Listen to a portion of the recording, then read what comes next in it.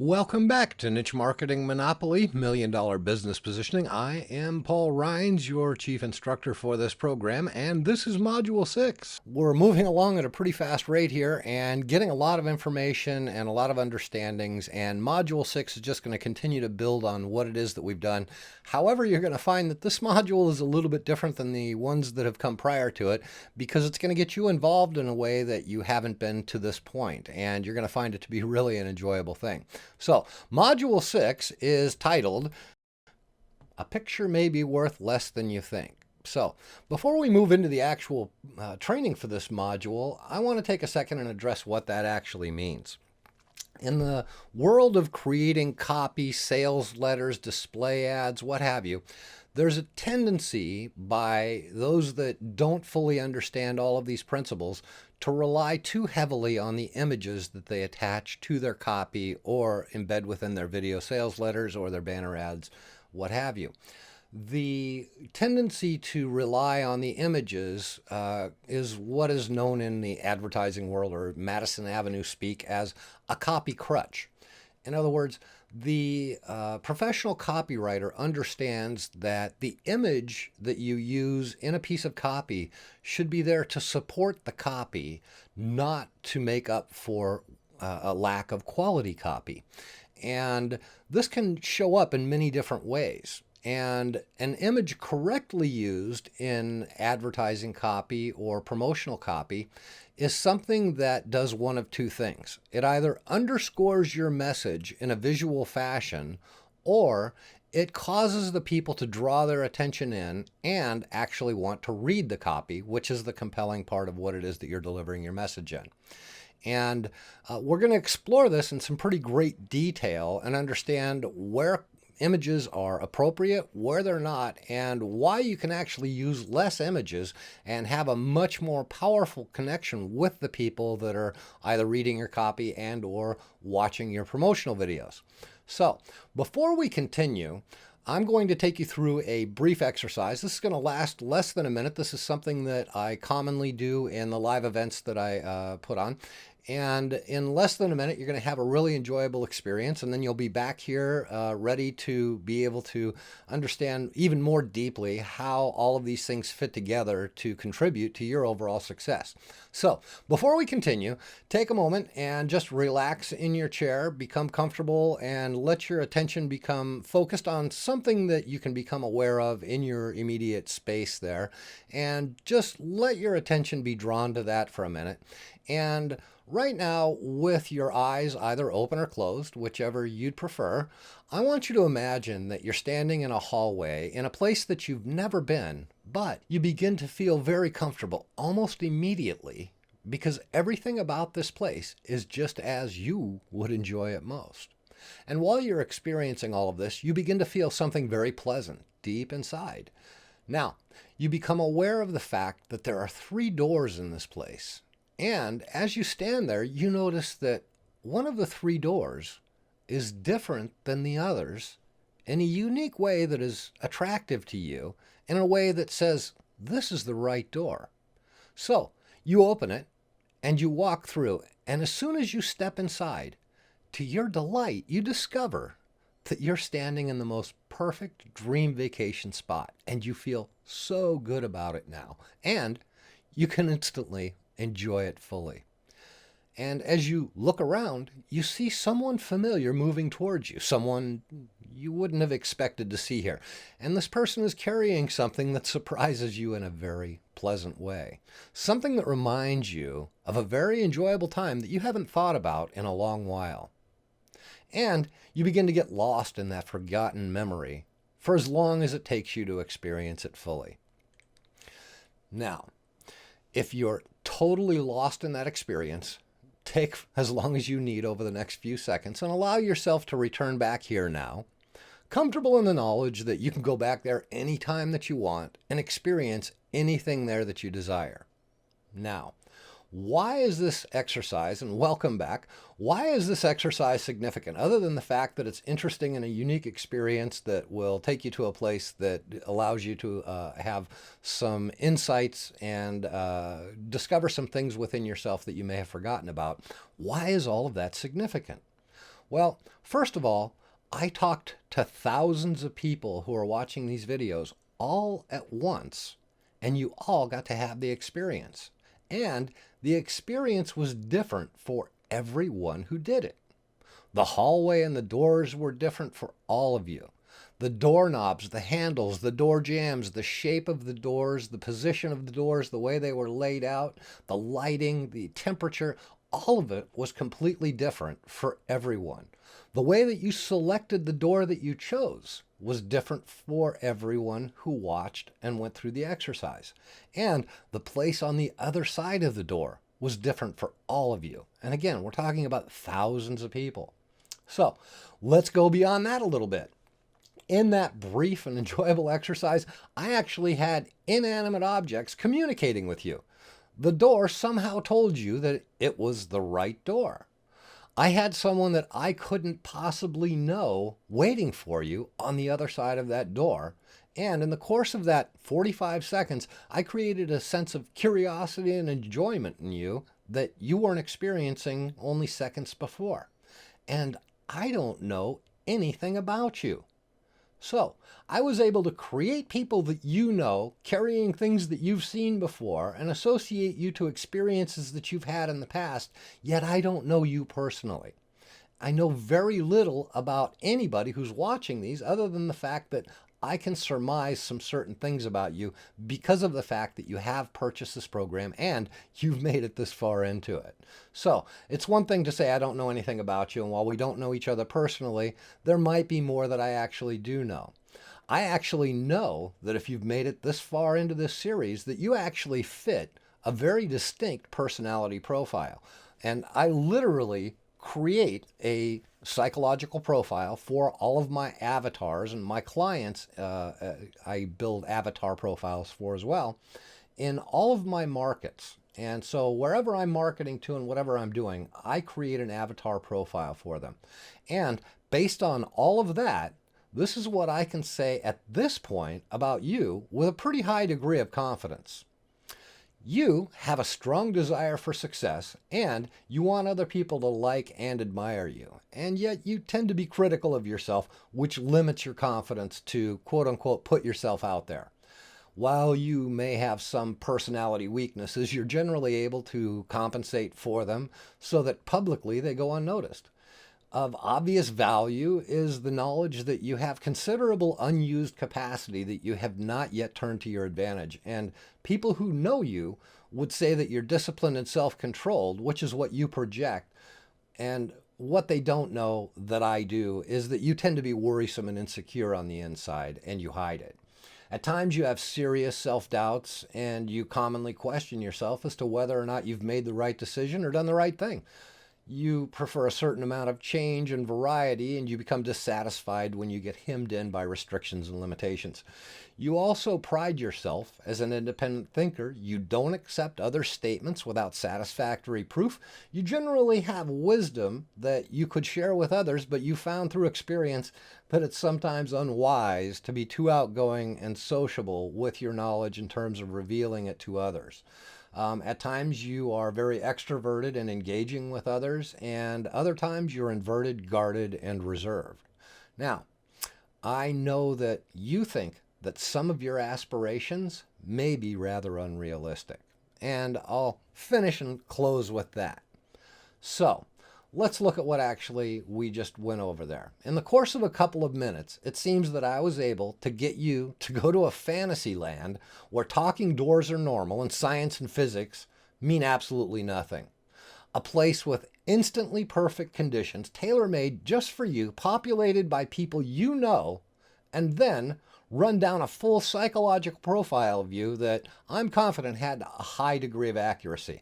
I don't think that 100% of you fit 100% of the description in the profile that I just read, but with a very high degree of accuracy, I can nail down that that's all pretty accurate. Now, how is all of that possible in such a short period of time? It's something that I call the Barnum Effect. And what it actually translates to is being specifically general. That's another term that I've always enjoyed throwing out there. Being specifically general in what it is that you communicate. And all of what I did, from the experience that I had you go through in the hallway to the profile that I just shared with you, is all just artful generalizing. Now, I told you that I'm confident because you've made it this far into the program that I know that I can say with a high degree of confidence what I'm about to share with you is accurate for you. And that's what we call a foundational presupposition. So I built a foundation upon which to build that assumption that would fit for you, giving you something that you could understand as, okay, yes, I have made it this far into the program, so what he's going to share with me should make sense. So it's called a foundational presupposition. And I'm going to give you examples of how you can apply this in your own copy to your own products. And you might be getting excited now at the prospect of understanding, wow, this is some really powerful stuff. Now, kids use foundational presuppositions all the time. They walk up and they say, Mom said X, and I want to know if. That's a foundational presupposition. She's saying, I have feedback or some statement from Mom, and I want to know if I can build on it. Parents do it as well. Well, your dad said X, so I think we should.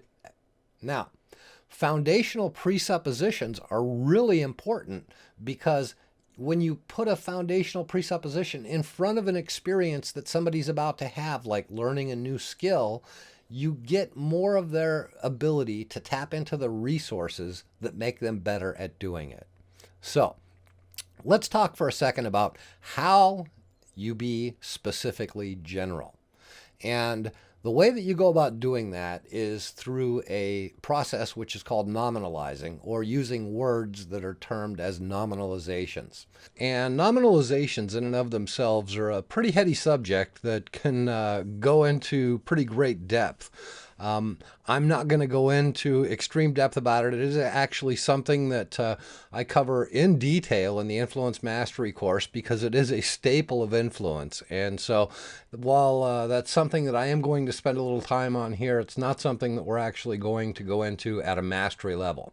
So nominalizations, really essentially what this comes down to is giving your listener, viewer, reader the opportunity to create something for themselves. And you can see that I've got this avatar here with a bubble imagining something in his head.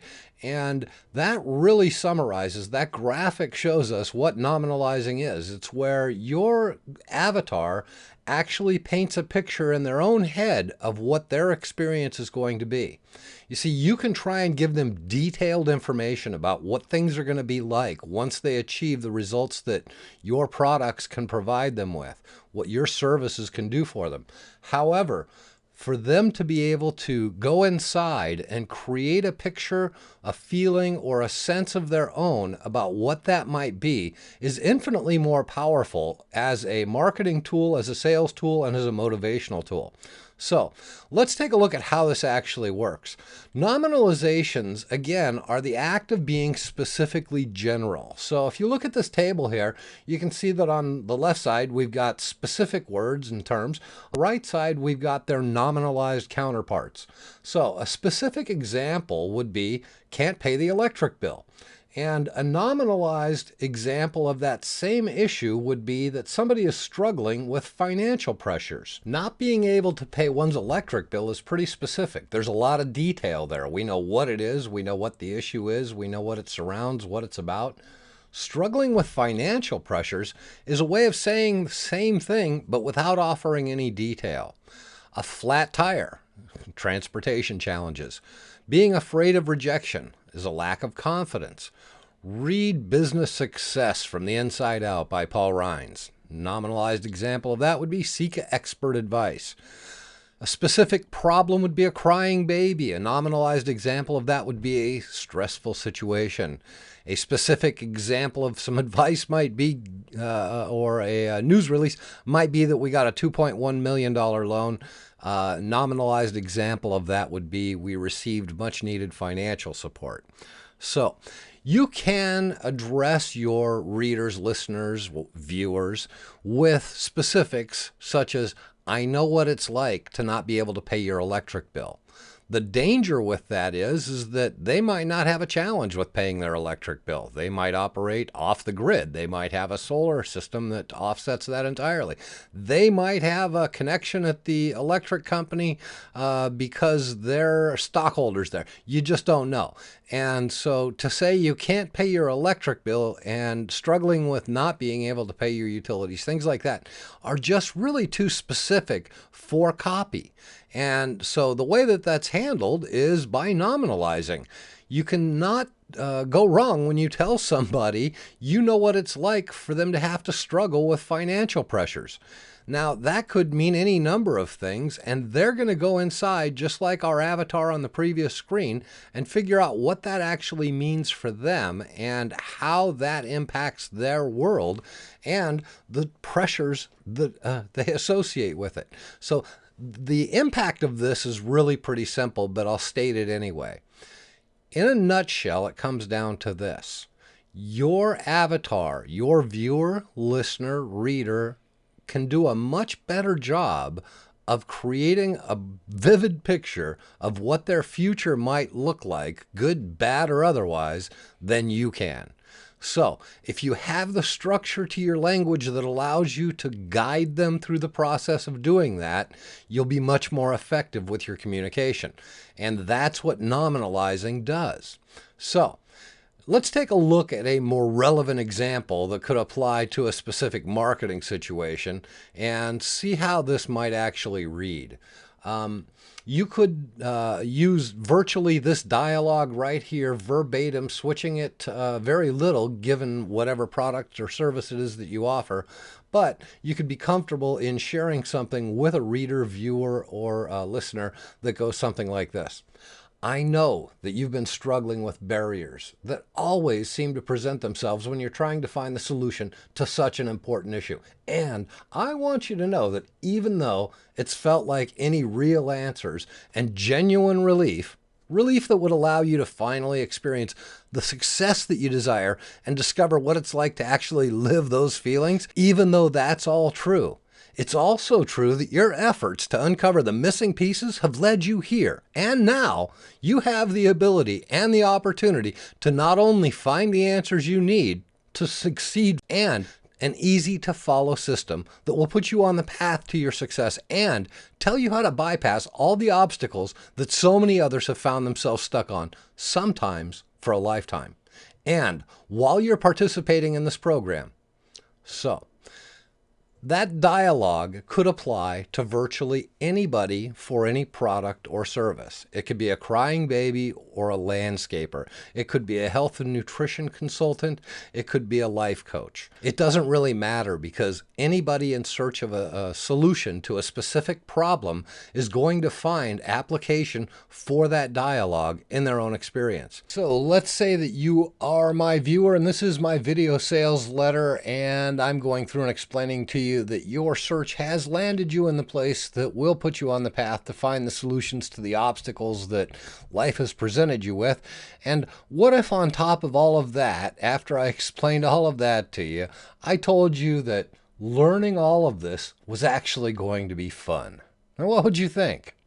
To illustrate this point just a little bit further, go back and look at your answer to the first things first exercise. Now, this was the very first thing that you wrote in your workbook on page 1.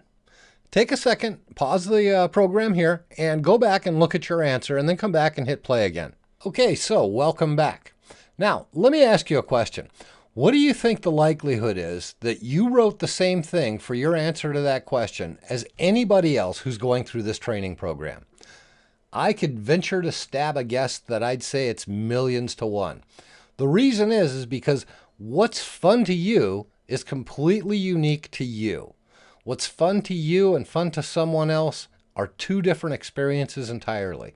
Now, if your answer was general enough, like driving your car down the freeway, for example, I won't go into more explicit, you can let your imagination go with that one though.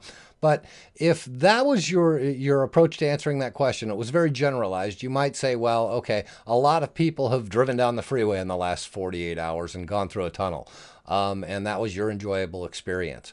But your representation of that experience to yourself when you think about it is unique to you. And that's the important thing.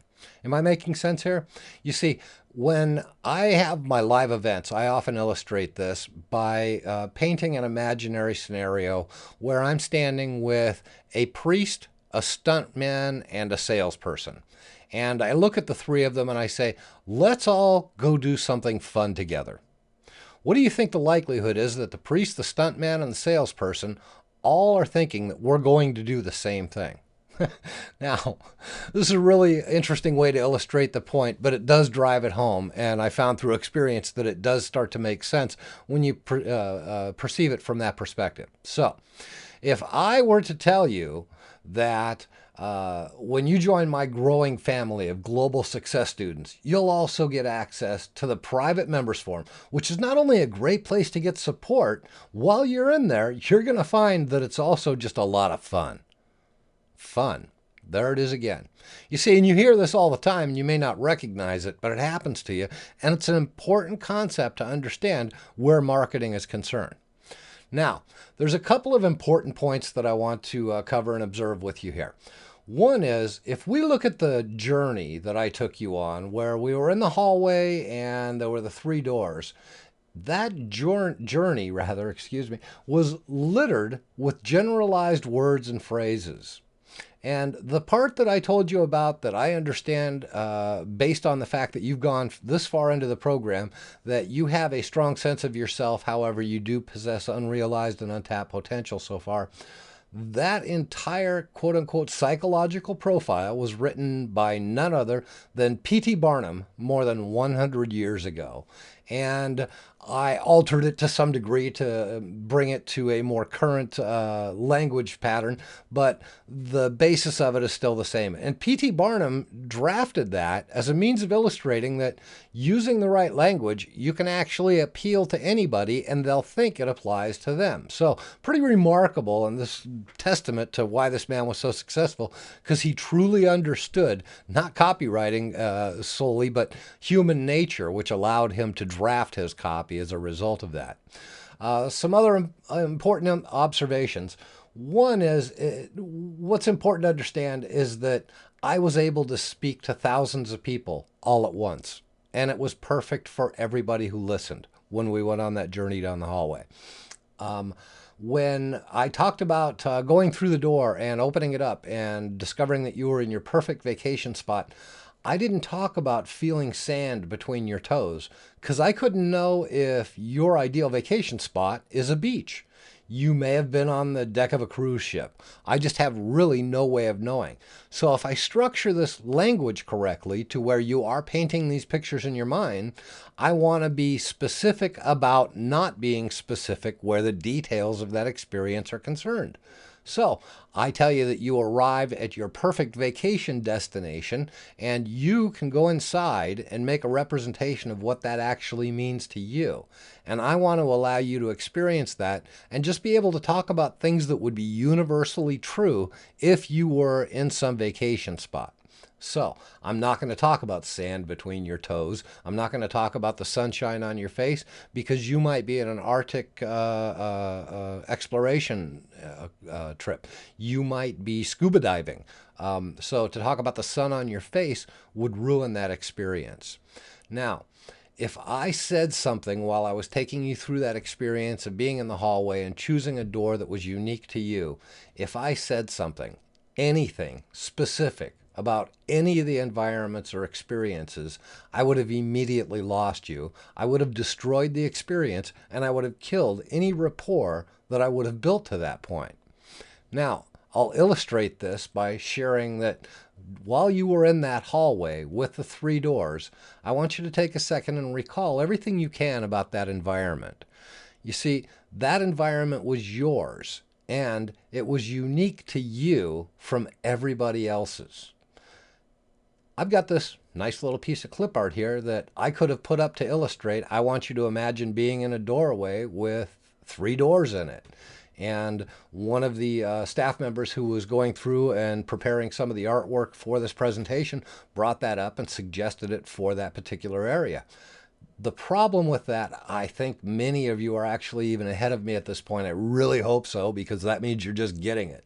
The problem is that would have put an idea in your head that would have illustrated what I wanted those doors to look like.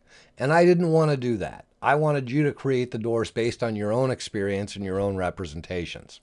So take a second and go in your workbook now and go back up to where I used the relevant application example where I talked about joining my membership site. And it was the example that I just read to you a few slides ago. Now, this table is a list of the universals and nominalizations that I used to create that dialogue. So when we run through the list, you're going to find all of these things that are applicable to everyone in their own unique way. I talked about struggling with barriers. I talked about things that present themselves. I talked about solutions. I talked about important issues, experiencing success, missing pieces, finally succeeding, a path to success, bypassing obstacles, and there's just a whole genre of language that allows you to create these experiences for people.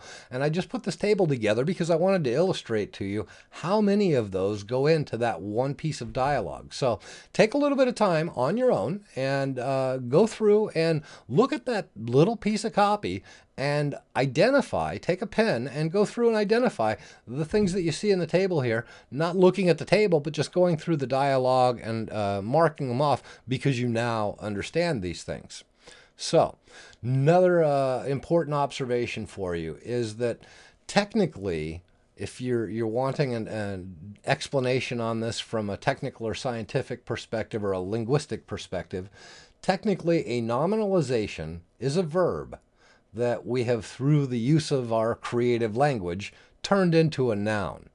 It's something that is used to describe the act of, or it's rather something that used to describe the act of doing something that we now refer to as a place or thing. Now, really common illustration for this is this thing we call love.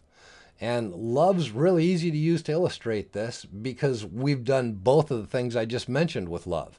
Once upon a time, we showed those that we cared about that they were important to us through loving acts. And that's a verb, not a noun. Verb loving. So we did loving things for people.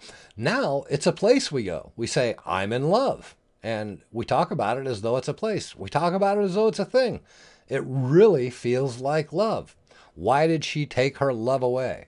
And so we create these things as being nouns that don't exist. And when you do that, you have a nominalization. What about things like security? Would you like more security? All right, where is it? I'd like to get some myself. How does it, come? Does it come by the pound or by the liter? I'm being a little bit light about this, but I do this to illustrate the point that security is something that if I talk about having more security, will have a unique meaning to everybody, individual for themselves. And that's powerful and compelling communication. You know, you could ask how much for a full bucket of security.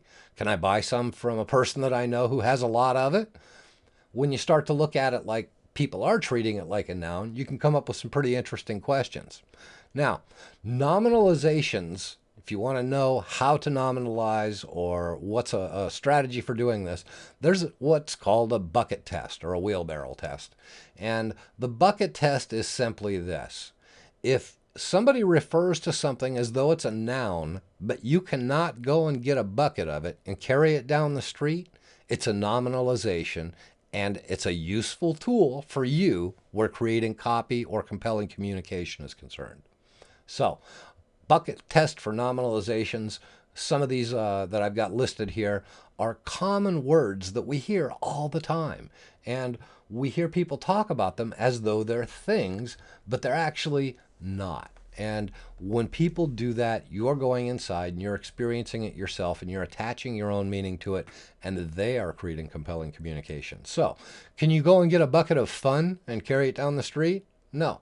But somebody will say, let's go have some fun. So we're making a noun out of something that can't be put into a bucket.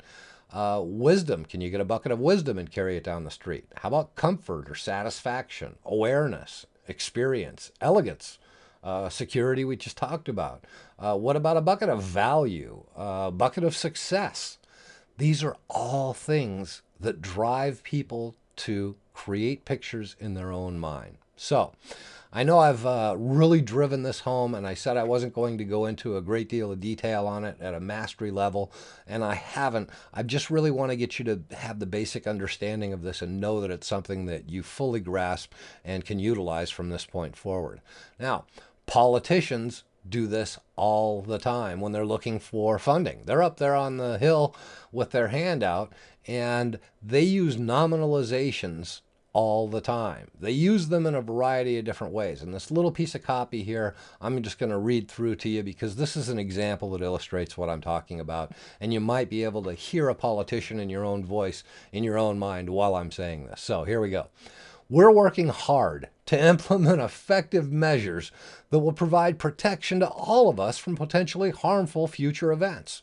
In doing this, we have to weigh any possible restrictions to our way of life against the real-world benefits and added security we could all experience. And let me give you some assurance about that. It is among our top concerns that those considerations be treated as a priority matter. Now, let's take a look at that. And that, by the way, could be applied for, that same dialogue could be useful for somebody in a variety of different circumstances, talking about different subjects in the political arena. And I'll let you read through it a couple of times and you'll start to get a sense of that. But we're going to continue to move forward, and I'm going to take that same dialogue and I'm going to pull it apart and take out all of the nominalizations that are in that little paragraph and show you how many there actually are. And what we actually count here is 13 of them. 13 things that I'm referring to in that paragraph that I'm referring to as nouns that I cannot go get a bucket of, and I cannot carry it down the street. So I can't get a bucket of hard work. I can't get effective measures. I can't get a bucket of protection. I can't get a bucket of real world benefits or any assurance. I can't get important considerations. I can't get priority matters. I can't get top concerns. I can't get any of those things. Put them in a bucket and carry them down the street. And so anytime that you use nominalizations, you're creating compelling language, you're creating compelling communication, you're creating compelling copy. So I hope that you've really understood this and benefited from it. I am going to add an additional thought to this that I want to expand on, and that's this. Where good leadership is concerned, not nominalizing is generally the thing that stands out for people. So take a second in your own experience and go back and think about these as I go through them. Abraham Lincoln made a definitive statement that he was going to abolish slavery and maintain the Union. JFK, he stated that we will go to the moon in this decade. He stated that we would do it not because it was easy, but because it was hard. This is a very specific, definitive statement. Ronald Reagan said, Mr. Gorbachev, tear down this wall. Even Jerry Maguire with his mission statement. I love that movie. I've actually used that movie to illustrate so many different things. It's a great film that just takes on so many different elements of life. And Jerry Maguire with his mission statement even illustrates this, that it was just a definitive statement about what is, what should be, and his approach to executing and how he was going to get what should be to be. Okay, so before we wrap up nominalizations here, there is one other thing I want to point out, and that's that I've had this image of the money down in the lower right-hand corner locked up in the padlock and chain, and I haven't left that there by accident. I've left it there to remind you of something, which is something that I always try and remind people of when I'm teaching this subject, and that's this: nominalize to monetize. The more nominalizations I've seen in copy over the years, the more nominalizations I've heard presented when ideas are being put forth in sales presentations, in written copy, in videos, the more money they make. And I'm not saying that you should go and litter everything that you do with nominalizations. What I'm saying is where you're going to use descriptions of things, let it be the job of the viewer to create those images for themselves, and you'll have much more powerful copy. And again, I go into this in great detail in the Influence Mastery training program, so I strongly encourage everybody to look into that because it is a powerful program. It will change your life. So before we close out this segment of the training program, I want to shift gears a little bit and just talk to you about a concept called association and disassociation. And it'll only take you a few seconds to understand it and get the strength of why it is so powerful and understand why and how you work it into your copy and your videos. So, association and disassociation is best demonstrated by letting you experience. So, before we continue, take a minute again with your eyes open or closed, whichever you prefer, and create an image of yourself like you see in the chaise lounge there, sitting by the pool in a lounge chair. The sky's beautiful. It's a perfect pool day. And now as you sit there in your chair, imagine that, looking off at the far end over at the distant end of the pool, you can see not just a diving board, but next to that, a high dive. And as you look from the comfort of your chair there, you can see that there's a person on the high dive walking out on the board over the edge. And you can clearly see this person walking out to the edge of the board, looking over the edge and seeing just how far down the water is. And now, as you see that and get a clear image of it in your mind, I want you to step into that image so that now it's you standing on the edge of that wobbly board. And you hear what you'd say to yourself when you look down and you experienced that you were standing on the board. That's the difference between association and disassociation. And it's not unusual when I do this in my live training programs that I can actually see people shift physically in their chair. So many of you may have experienced that. And it's a very powerful concept. And it's the difference between experiencing something and not experiencing it. And this is a concept that's used throughout advertising and copywriting to try and get you to be fully associated to the idea of whatever it is that they're presenting for you. And it's a very powerful concept. Now, I'm going to throw a little known linguistic fact at you here, and that's the use of the letters ing.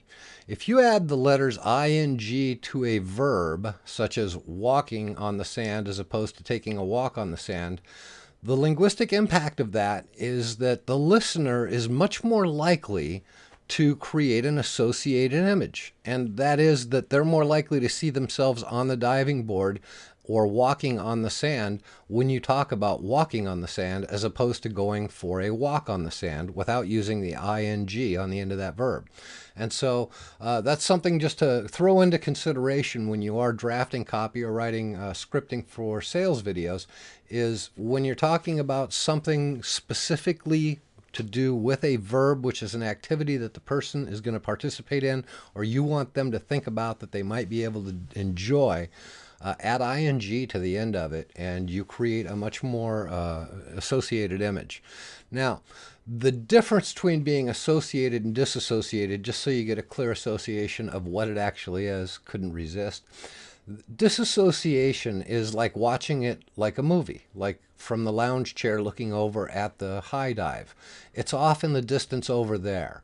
And you see what others would see, not what you see from a first-person perspective. An associated image, which is you now standing on the diving board and looking out over the edge and seeing how far down the water is, now you're seeing it from your own eyes. And when you do that, you're fully experiencing the event, and there's a much greater emotional connection to the event. So association and disassociation is a really important concept, and we'll see how it fits into the copy that we're writing as we progress. But for now, it's something I just want you to understand, and it's an important concept when it comes to making effective copy that people get emotionally connected to or emotionally responsive to. So, all of that being said, here's a couple of other things to keep in mind. Number one, plain outperforms pretty every time. This is not from me. This is from the marketers that I've talked to who have sold into the eight-figure numbers. They consistently have told me over and over again, plain outperforms pretty every time. So when you're looking to create a sales video or a promotional piece, plain text, it goes back to actually, now that I think about it, Dan Kennedy, way back when in the 80s, when we were drafting copy for direct mail pieces, it was use a typewriter font. You had all of these fonts that you could use. You use a typewriter, it's a courier font. And that's what you send your letters in. Plain outperforms pretty every time. I can't overemphasize that. And that's for sales videos and promotional pieces of virtually any kind. The exceptions to a plain outperforming pretty are a good product shot. If you do have a product, you want a good studio quality shot of your product because you want to showcase that and you want to show it in its best possible light. And that's exactly what a good shot is showing something in its best possible light. The other exception is a clear shot of you. Being able to see you and have a clear image of who you are is important to people. And the other thing is celebrity shots are okay to use as well. Celebrity shots, news or TV appearances, networks that you've been seen on, all of that. Those are good to have as well. And that's because of the fact that that's credibility. And it's credibility of a pretty high order. I won't go into the great details of that, but it's something, again, that you want plain in terms of not having a lot of graphics, not having a lot of, there's a kinetic text out there that you can do these amazing things with. And that's great to have for maybe a few seconds. But again, just maintain what's your outcome. You want to create income. You want to create sales. You want to create clicks. You want to create views, whatever it is. And that being the case, plain outperforms pretty every time. So take that for what it is. In sales letters, use images sparingly. And you can see that in purple text there. And in training videos, use images appropriately. So I'll demonstrate what I'm talking about. A really good sales video, again, I'll go back to Amy Porterfield. She is just so great at this because her sales videos, promotional videos, I can't even call them sales videos because of her approach to them. Her promotional videos, which drives a lot of her traffic when she's doing an event, are very connected, single shot, straight on, just very personable deliveries. And there is no imagery except for at the end when she shows you where you can go and sign up. So you don't need any images in a sales or promotional piece. In training videos, you want to essentially use images where they're appropriate because they help reinforce a particular idea. As you've seen me do with the images throughout this program. They're not littered throughout it. They're just there to reinforce a point and give a visual reminder of what it is that we're talking about. In welcome videos, which is welcome to your site, welcome to the membership that you just purchased, welcome to whatever it is, use images never because you don't need them at all at that point. That's a personalized connection point. And you want to have that personalized connection with them at that point, which means you on camera giving them a warm, personal welcome that you can certainly interweave many of the skills that we've been talking about through the course of the program here and more that you'll learn as we go. But you don't use images in a welcome video. Stay connected with the people. In upsell videos, use images of satisfied clients. And that might just seem like a simple observation, but it's one that goes unheralded a lot of times. The use of images, misuse of images in all of these cases, I've seen all of them from really great marketers. And it's really simple to follow, and that's why I kind of laid it out this way so you could actually see it. Fill in the answers in the workbook there so you really get it in your head and you have it and you own it. And that closes it out for this section. In the next module, we're going to examine subtle secrets used by the top names in marketing to turn your prospects into motivated buyers. It's about taking action. And speaking of that, I presume that you have been doing the exercises in your workbook as we go along. With that in mind, if you have not completed all the exercises in your workbook for this section, take a minute, go back through and complete those exercises. You should be able to answer everything with ease and have a much greater understanding now as we continue to build forward on getting you to master the skill we call copywriting.